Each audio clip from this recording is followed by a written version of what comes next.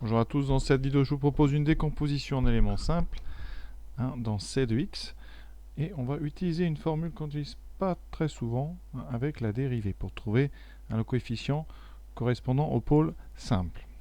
Alors première étape, trouver les racines du dénominateur pour avoir les pôles. Alors on va résoudre xn moins 1 égale 0, donc x puissance n égale 1 et donc vu qu'on est dans C de x, vous voyez, x c'est donc les racines nème de l'unité. Donc x racine nème d'unité, c'est donc les EI de k pi sur n avec k entier de 0 à n-1.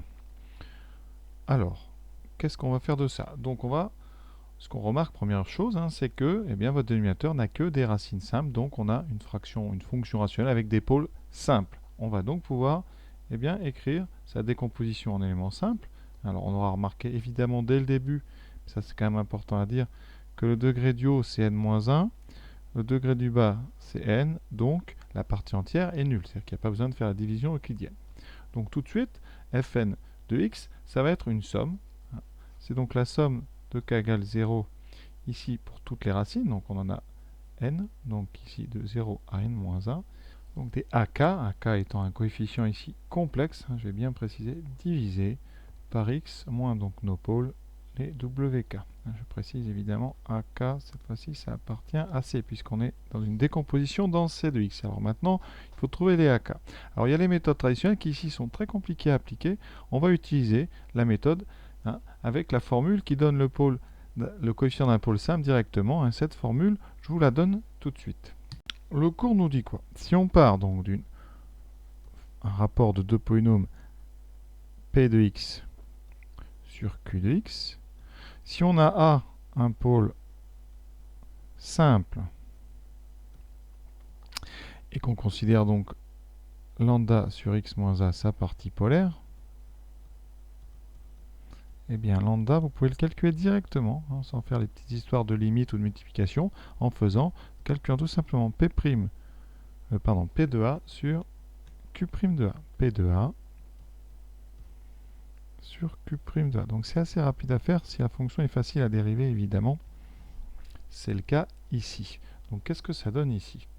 Donc ici, on va faire ça pour donc A égale WK. On va calculer donc P de A. Alors ici P de A c'est P de WK.